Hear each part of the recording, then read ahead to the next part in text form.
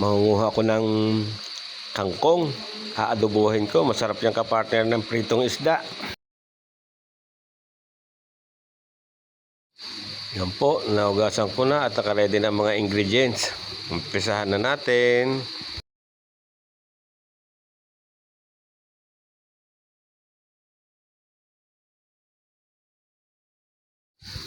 Umpisahan na natin maggisa. Wow, lagyan na natin ang mantika.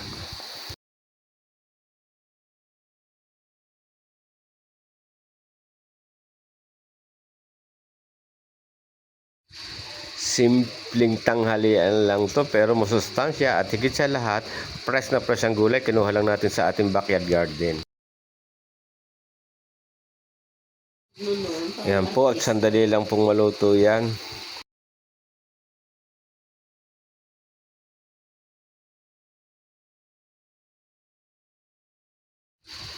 Ilagay na po natin ang mga ingredients. Nilalagyan ko siya ng Knorr seasoning para mas malinamnam, toyo, at syempre suka, coconut vinegar, at saka coconut soy sauce.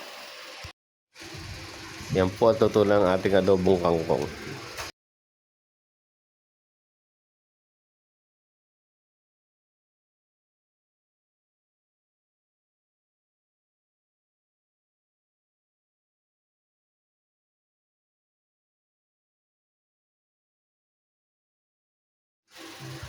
Magpiprito naman tayo ng isda pang partner sa adobong kangkong. Bangus at saka may isang natirang galunggong.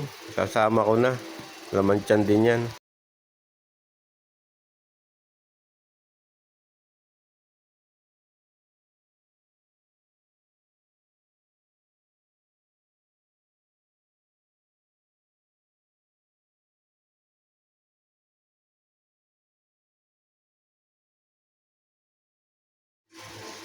Yan po at binaligtad na.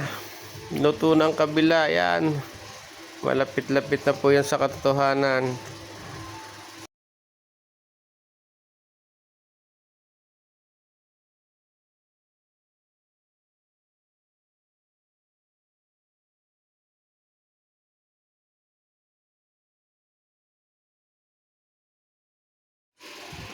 Yan po at luto na rin ang isda. Kain po tayo. Thank you for watching.